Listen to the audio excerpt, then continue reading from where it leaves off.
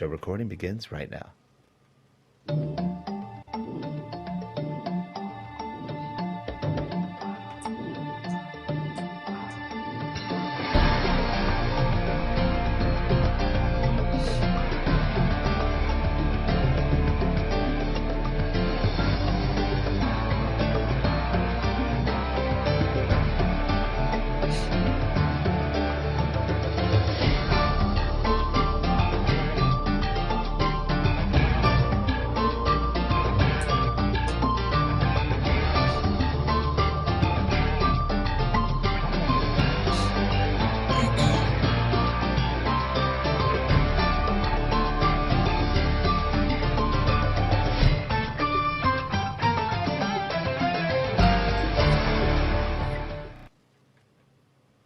Hello, everyone, and welcome to Transformations with Carly and Rick. I'm Rick, and right next to me is Carly. Hey, Carly, how are you? I'm doing great. It's a wonderful new day. It is a wonderful new day, and we're having beautiful, kind of overcast, semi-sunny California weather, but it feels good, and we're actually nice and cool for this time of year. It is. I've been going for my nightly wonderful walks with nature, and it's slightly chilly at night. Yeah, and you're recouping. And for those who don't know, Carly just had knee surgery, and she's recouping from it and doing a pretty darn good job from what she tells us. I am. It's been a journey, a very interesting journey of patience, determination, motivation, and yes, I can do it. So it's been a journey. That's true. All good, though. All good. Well, today we're talking about social media, something that we know almost nothing about, right? Yes, I absolutely know nothing about social media. I love social media. Social media is, with technologies today that exist, social media more than ever needs to be taught in a way that we know how to use it in a way that actually broadcasts us in the way you want to be known as. And since it is such a diverse tool, a lot of people don't understand there's a lot of pitfalls and that it can actually be detrimental if you do not know what you're doing on social media today. That's true. And in fact, it looks easy, but it's an easy place to make an awful lot of mistakes. And some of those mistakes can last for a very long time, can even ruin you. Absolutely. And one of the things when you just say it can last forever, I'll bring that one up now, even though I know you don't have all the slides up right now, is retweeting. What most people do not know is once you tweet something, you cannot take back a retweet. If you tweet something yourself, yes, you can delete your tweet. However, if you retweet someone else's tweet, that is forever because it's gone viral. There's no way of taking back a retweet. And a lot of people let's start with being authentic.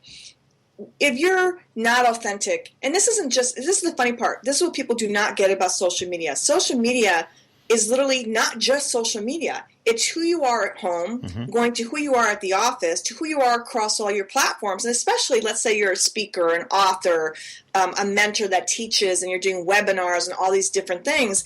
If you're one way in person and someone meets you in person, because that does happen, you meet people, obviously, and then they see your webinars or they see you on stage speaking, and you're a completely different person, social media, people start talking. Unfortunately, not everybody, yes, some people are massively authentic and they are they attempt, no, we're all human. Okay, let me backpedal. We are all human. We all make mistakes. The biggest thing in being authentic is if you make a mistake, own it. Do not sweep it under the carpet. Address it, apologize or, admit what you've done or that, yes, it could have been done a different way and move on. If you do things because it is social media and it does go viral and you don't address it, you're done. I mean, it's very dangerous. And the interesting thing is, not only do you have to be genuine, genuine means you're also not manipulating. Because a lot of people use social media to try to manipulate others into buying something, into following them, into whatever thing it is. If you do it naturally, if people will follow you anyway. If you try to manipulate it, they may follow you, they may not.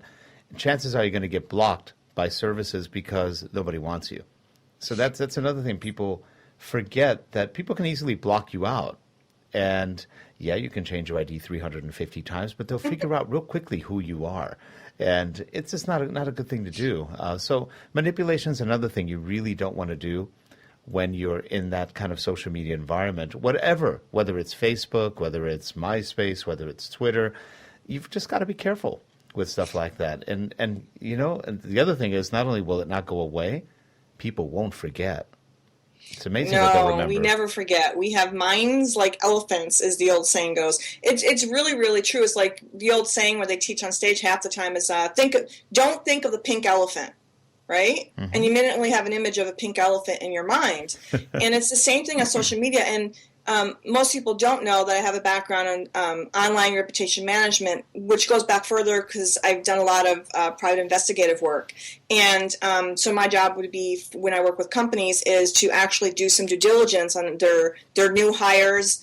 And there's been several people in social media, by the way, that have done what you said. They've changed their IDs numerous times. And I, would uncover a lot of scam artists. And as a result, my job was to then, help take down the scam artists, if you will, from social media. And it's very fascinating. They would change their ID after ID after ID. However, when we do our due diligence, we'd have the same stories across the board from this person or that person or this person. Yeah. So, yes, it's social media. And hence, if you do make errors, and hence, if you are a scam artist, and if you are doing things that are inappropriate, people are going to find out. It's not a small world. That's the funny part. People think social media is a small world to some degree. If you're on Facebook or if you're just on one platform, the problem with that is really not a small world, because you never know within that small world who's talking to somebody else. Right. And so it's very, very easy to catch on to the people that are not authentic. No, and here's another one you have to be really careful with. If you send direct messages via Twitter, and you're talking about somebody, you're better off not sending a direct message via Twitter, because there's a good chance it's not direct.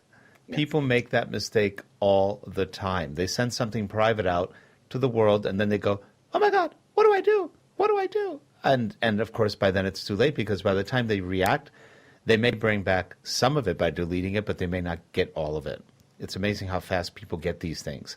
And it's amazing how often people like to gossip or talk about somebody, and here it is, DM on Twitter, and the whole world just knows what you just said about Timmy. And Timmy wasn't that nice a guy, according to you. And Timmy knows now, and Timmy was one of your biggest customers. Not smart. So, well, I'll give you one better. Same thing with Facebook. Here's the thing. In Facebook, you can actually forward inboxes. And that's why I always tell people time and time again, if you have an issue with anybody, or you think someone's done something, and go check with the person first, and then say, I'd like to have a phone conversation. Because again, emails can be forwarded, emails can be copy and pasted, and I'll give you one even better than that. I've heard stories of people inboxing somebody on Facebook and it went to the wrong person. So if it's anything that's really vitally important, like passwords, or you need to have a conversation about something, don't do it in the ethers of inboxes that are Facebook, Twitter, and those type of platforms. Now, you can do the inbox saying, hey, I'd like to have a conversation. And remember, too, conversations transmute the energy. You're actually getting feelings. You're getting an essence of a personality. When we're typing or texting, sometimes what we say can be misconstrued as not what we're attempting to say, because we don't have the emotions behind the wording, if you will. And so one person can read a paragraph, and every person's going to get a different take from that paragraph. Right. Versus when we're having a conversation, we can really have the dialogue. And if someone doesn't understand what we're saying, immediately address it then. So that's vitally important. And where I want to go with this also is how you treat people. The way you treat people, you're teaching them how to treat you, even on your pages. So if you allow certain posts, let's say my page is all positivity, it's empowerment videos, it's motivational, self-development. Now, if I post things that are not like that, okay, and I'm posting jokes that are inappropriate, they may come off as actually being judgmental, or I don't know, too religious, to this or to that, okay, then that's what people are going to start posting on my page. So and so this is the biggest key about social media, is who do you want to be known as?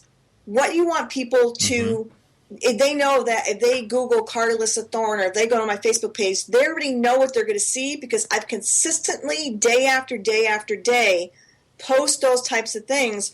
And when I'm on any other platform, whether it be a radio show, having this conversation with you, People know that I have high energy, that I'm a positive person, and despite my challenges or no matter what I'm going through.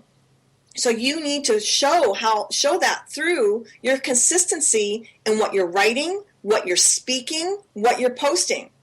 Now, Carly, here's one that happened to me last week. I saw a friend of mine forwarded something, or didn't forward it, but reposted something on, or shared something on Facebook from, and pardon my French here, but the site is called, or the page is called, I Fucking Love Science. Oh my God. And, it's a great site. There's some great stuff on it. I abhor the name. And at first I followed the person, and I said, you know what? No. Because every time I repost anything they have, and they have really good science information, I really think it's an offensive way to deal with it. I know you like science a lot. You're excited. Do you have to be that crass about it? Are you just trying to get an impression? That's what I see. And so I don't want to retweet that or repost that because I think it's just sort of classless. What do you think about something like that? No, and that's and where I was going with that is what you just said was so important because we're going to address that. Is people think that if I have 10,000 followers, because you can buy follows now on Facebook, Twitter, and everything. You know what? You can have 200,000 followers.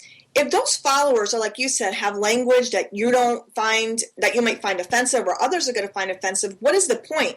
Unfortunately, too many people don't take the time to either do it themselves or hire a VA to do the due diligence about who they're following. Who are you following? I go check the person's page out. Before I say yes, click on the friend thing, I will actually go check. Now, here's the problem, though, with that. When you go to friend somebody and click on their page to see what they're about, it depends what their settings are. If their settings, my page is public, and I'll get back to why that's another really important thing. So this person's page, maybe I checked on, wasn't public. So I might friend them temporarily so I can actually go see their page and then unfriend them if it's not appropriate. However, you really do need to go find out what that person's about. The same thing with tweets. If you just follow people blindly, what are they tweeting? Are they tweeting? I mean, I've seen people tweeting pornography, nude pictures, all sorts of crazy stuff, or they have the bots, the eggheads. I won't follow anyone who does not have a profile picture, right. And I actually will do a check to see what they're tweeting. What is their content like?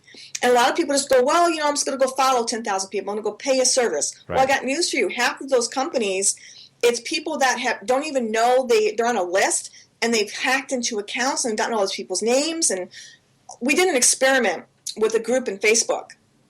And it was actually part of my experiment that we actually conducted this experiment. We actually went on like Fiverr or one of those, and we actually did buy some followers just to see, because we were doing this article on the quality of the followers and if they're real followers. And we let the group go viral. We actually let it open up and go viral.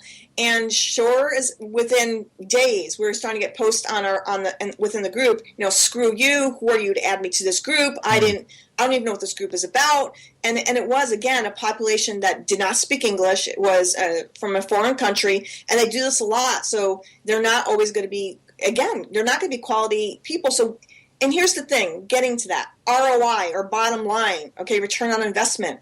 So what if you have 200,000 followers? Is that bringing you any business? If you had 10,000 raving fans, as our friend Bob Berger, or walking ambassadors, as his terminology is from his Go Giver programs, right? Those people are going to give us more business than the 200,000 fans that are just random people. No, that's true. And also ask yourself, are you that much more important because you have 200,000 paid for followers? Or is it a little more valid to have 2,000 real followers? Think about it. I mean, having followers that you don't even know, have no idea who they are, could care less about, frankly, it's just numbers. That means nothing. It is literally meaningless. And you'll find that as you go around banding 200, 300, 400,000 followers around, it doesn't mean a darn thing. Nobody cares because most people don't even know you have that many followers. Unless you turn it on or unless they turn it on. For example, if you're on TweetDeck, you can see how many people are following certain people. And if you don't do that, who cares? It doesn't really matter. So ideally, if you get followers, get your own followers. You're going to be better off. It's going to be more honest. And ultimately, you probably won't tick people off who are on lists, like Harley said, that they don't even know they're on. Not worth it. So let me get back to what you were addressing about public posting. Here's the advantages and disadvantages to having a page that's public. My page is public. And here, I'll go back time and time again. I'm teaching a social media webinar with Lynn O'Connell, the social media superchargers, okay? And we talk about settings all the time. Every platform has a zillion settings, and most people do not check the settings. So here's the thing. It's called social media. So when I go to a person's wall, and you addressed this earlier about sales, I go to someone's page, not their personal page, but their business page, okay? And all I see is seminar, buy this, and you can't post anything on the page. I want nothing to do with it. Because, again, social media. It's supposed to be social interaction. I want to allow people to post on my wall. And this goes back to I treat people what to post on my wall by what I post. So I have boundaries. And let's say someone does post something that's inappropriate on my wall, I will actually inbox them and say, I appreciate that you taking the time to post on my wall. However, these are the things I don't post on my wall because I attempt to have my page in a certain way. And they can either take it offensively or not. And I'll politely ask them to delete it themselves. And if they won't delete the post, then I will delete it. So, we can set the standards for our pages. However, by not allowing people to post on your wall, that takes away the social engagement. Why am I going to go to someone's page if all I'm looking at is at them talking to me? All they're doing is talking at me because they're the one doing all the posting, and I'm not allowed to engage on their wall. That, to me, is not social interaction. Now, the downside to having a public page is you do have to be vigilant of your page. Mm-hmm. Either you have a VA or you have a social media team or it's just you. You're going to have to take the time at least once a day to go through your wall, and if you see something that's inappropriate, delete it. And that goes back to checking who your friends are. Because here's the thing. If you check who your friends are, they're not going to post inappropriate things on your pages because they know you, you know them, and there's some sort of interaction where you've gotten the vibe from each other, if you will, as to what your pages are about, and that's what you're going to post. Yeah, and be careful when you get messages from friends that have links, and there is no message, just a link. Don't click on that link. There's a good chance it's going to a bad place. Usually viruses, worms, whatever else you can find. So usually friends don't just send you a link. They'll send you a little comment about the link or something. The common one on Twitter is, hey, I can't believe somebody posted this picture of you. Well, if you see that one, just delete it. And let that person know that they've been basically taken over and somebody has their passwords, because that's just not a good link. And I've gotten that one about 50 times from friends I know. I always let them know, hey, clean that out, because what's going to happen is you're going to get either a virus or a worm or just some sales coming at you. And it's not a good thing. Just be careful with that. Actually, Rick has a big story about spam. Oh, yeah. I sent out almost 3,500 porn links to...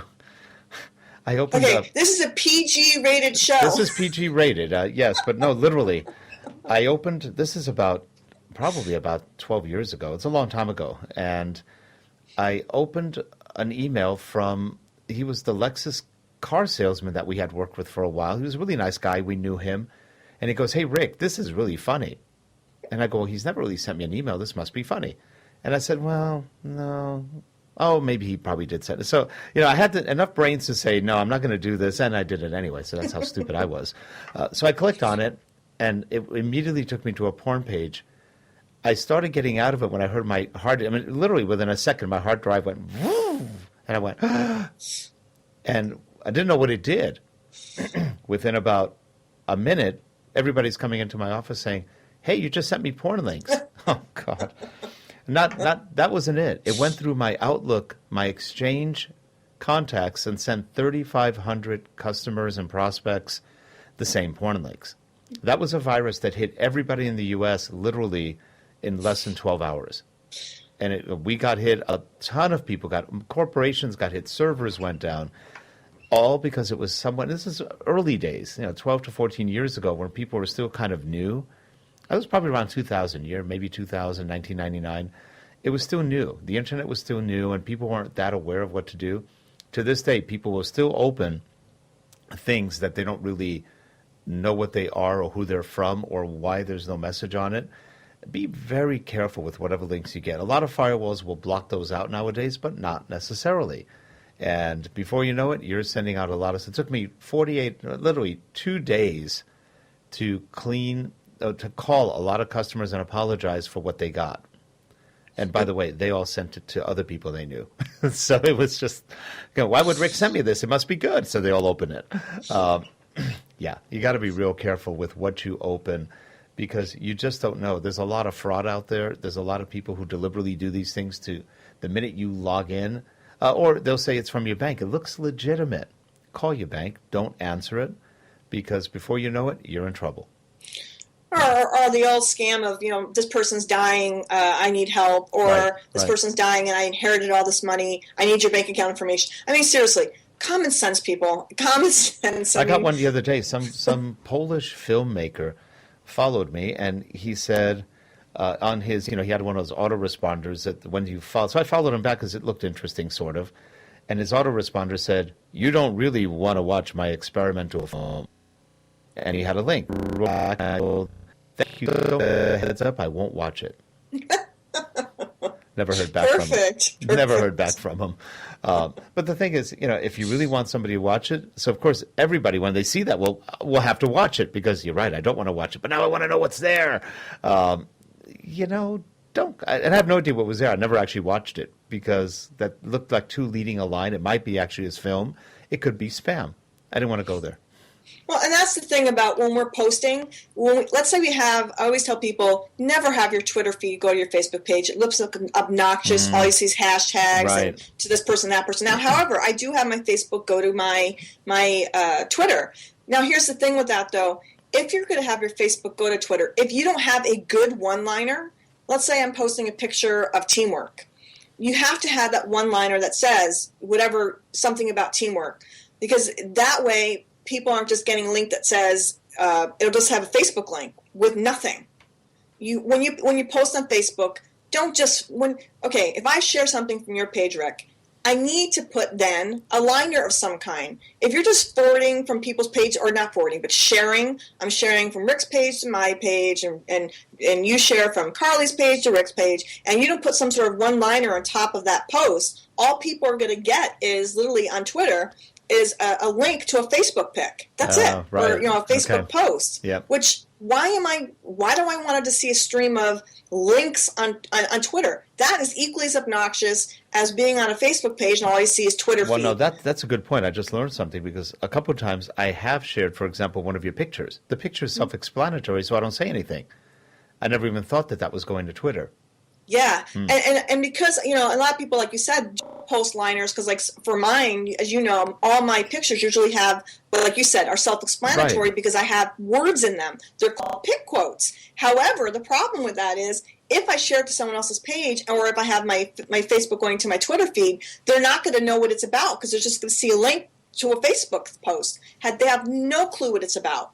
And so we have to get in the habit of, and this is part of advertising and marketing, what are your one-liners that encapsulate what it is that you're talking about, what it is your blog post is about, what it is your pic quote is about. We have to get into a mindset of that we are, and going back to that marketing is, as you and I both know, we are the product. When someone's going to your page, they're looking at you. Not only at you, what is it that you are portraying? And let's say I want to go buy something from the local postal annex. Now, the employees of that postal annex are going to tell me, they are, in essence, being the person I'm buying from, right? So they're going to tell me, well, they're like postal annex at all by the way they're treating me. So even if we're a CEO of a company and we have a Facebook page that's personal, and we have a Facebook page that is, which we call the pages, personal versus page, right? I am still going to look at that CEO, and that CEO is going to tell me, in an essence, do I want to get engaged with that company? Even if the company's called, Timbuktu, it's the CEO that is selling me on Timbuktu. And people don't get that. They're like, oh, I just have a brand.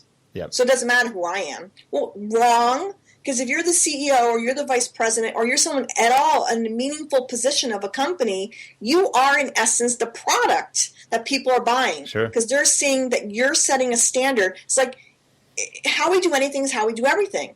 And I just wrote a post about unconscious business. I can't wait till we talk to Mary Kelly next week. Mm-hmm. Anyways. And by the way, before you go on, next week we have a guest, our very yes, first guest on the show, and that is Mary Kelly. Yeah, I'm really excited about that because she does talk about, as you know, one of my terminologies is conscious business collaborations, mm-hmm. and I'm really excited because she does talk about conscious business. Yeah, and there's actually some YouTubes on her that where she actually talks about it. Now, by the way, you gave me a great idea just now.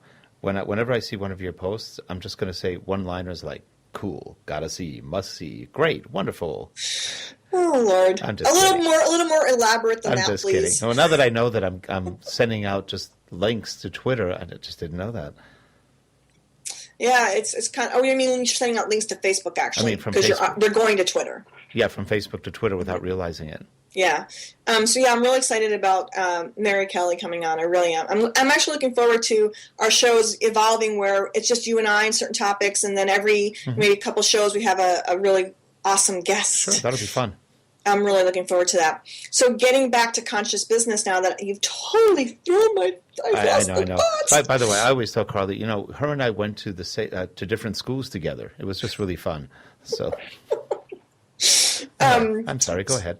Oh God, it's okay. Oh, okay. Very, very important. Again, too, if you want people to engage with you, if you want people to share your content, you have to have content that people can share. If your page, for example, and one of my clients is his page is I guess insects and bugs and all that. And so I finally explained to him that, if you want people to be able to share your content, they can't just be pictures of bugs.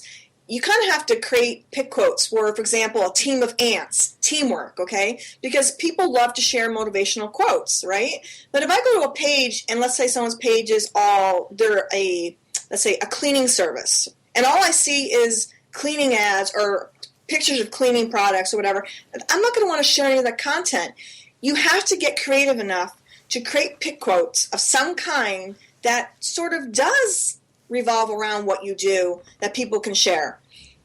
And there's nothing wrong. If I go to a page and all I say is video, video, video, that's obnoxious. If I go to a page and it's link, link, link, or blog, blog, blog, sell, sell, sell, you have to get creative to blend your pages. A couple pick quotes, a link to your blog. Maybe you do have a seminar coming up.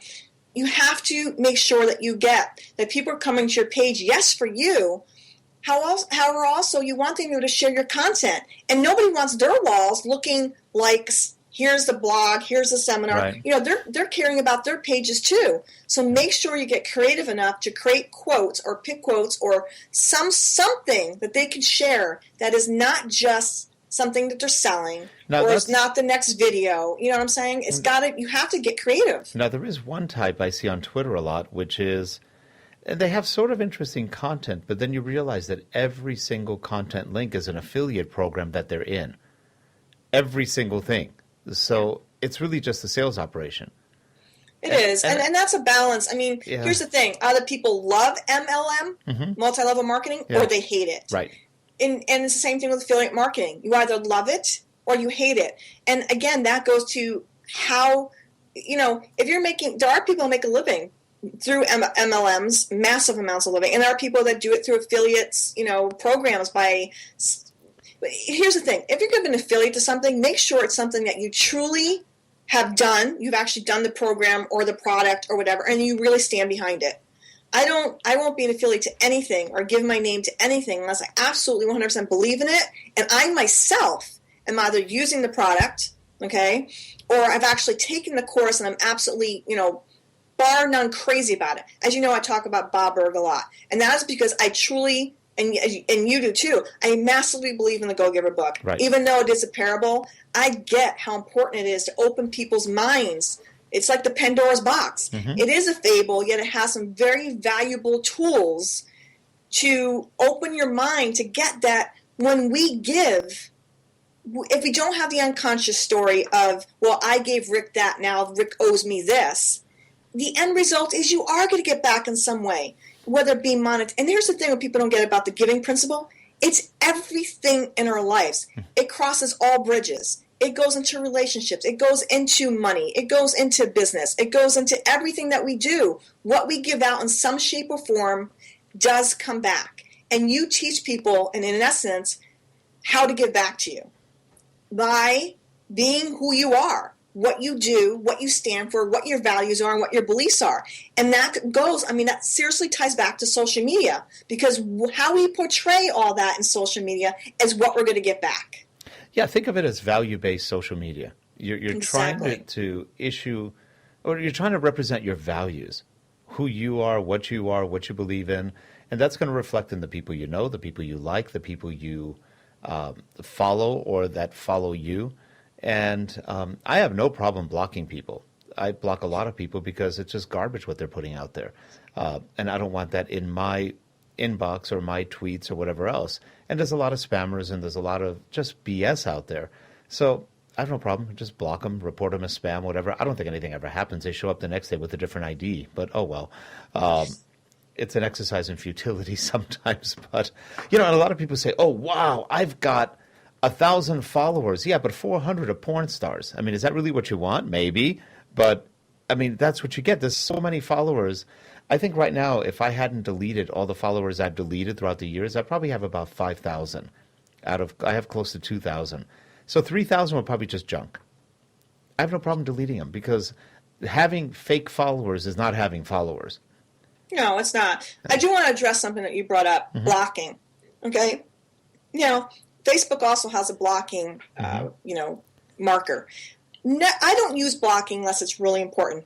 I will unfriend somebody first before I block somebody. Yeah. Because blocking can have other consequences. If you know someone, for example, is doing nasty stuff or saying nasty stuff about, could be friends or whatever, and you block them, you have no idea what's... the old saying of keep your enemies close, there's a reason for that. And so I don't block people on Facebook unless it really is something that is a threat. There's some sort of threat element or there's a stalking element, then I will. Other than that, I will not block people. I will unfriend them.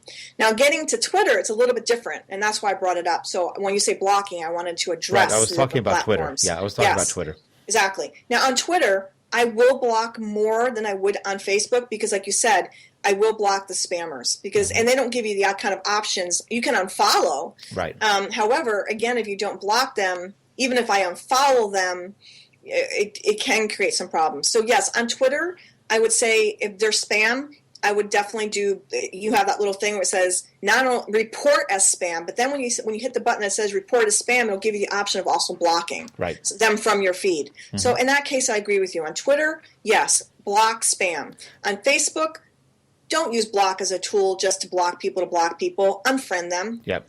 Yeah. Okay, so unless, again, it's someone that's really harassing you. And also, when you get friend requests on Facebook, before you just friend everybody, go look at them.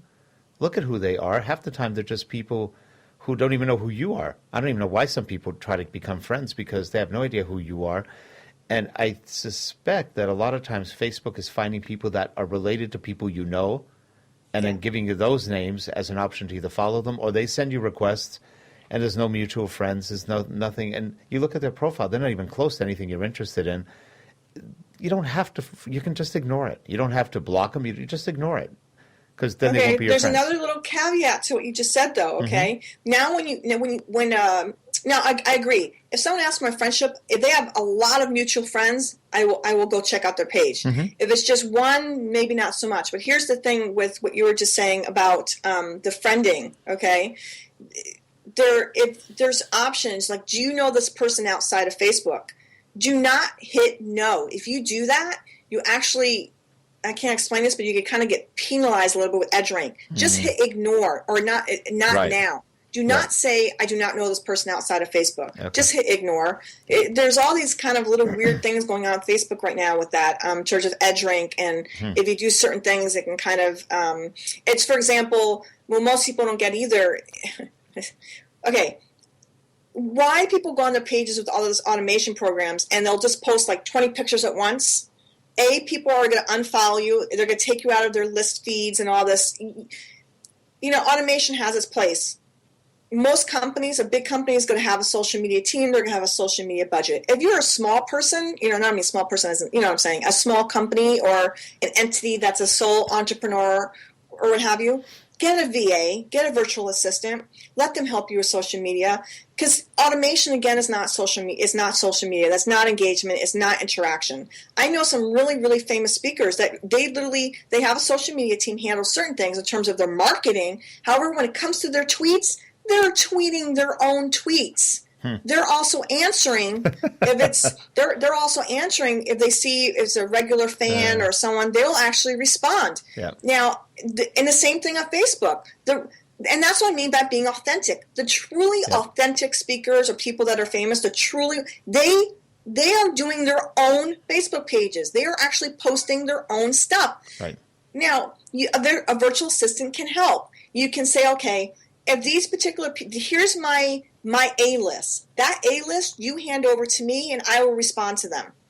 Now, here's my B and C list, and here are the responses for every single thing. You give them what you want to send, because then it's in your terminology. If I have a VA just going, thank you, people aren't going to know it's not me, because I have all these kind of little things. I have Twitter love, Google love. I use the word love a lot because to me it's, we're all one, we're all interconnected. I have a certain phraseology. I have a certain way of talking. If I have a VA just doing their own languaging, people are going to know it's not me. So you give your VA your list and say, if someone sends you a friend request, this is the response. And that way it's in my terminology, my language, my personality. Yep. So you can use VAs. Just be smart that if it's someone that's close or you have you create that A list, those are the people that you handle yourself. I don't care how famous you are, how rich you are, how big you are, out there in the world. It's social media for a reason. That requires social interaction, which means you're going to have to make some time for the people that are actually, in essence, supporting you. If that's true. And with that, this is part one of this show. I think we've got a lot more to cover on this. I know, you didn't even, where are all the hearts? Oh, I've shown every one. Oh, did you? I did. Every single one plus the other two. I mean, we've been showing everything. In fact, right now we're showing our information page. So pay attention to it, memorize it, and get back to us. Seriously. No, I think this topic really is one of those firecracker topics that we need to probably cover on several more shows, because there's so many things that could go wrong and right on. Today we talked a lot about things not to do and what to do, but there's a lot of other ways to deal with social media that we haven't even touched upon yet. So that's coming soon. Well, Carly, as always, a pleasure. As always, wonderful. We will see you next week on Transformations with Her and Me. We're right here. Have a good one, everybody. Take care.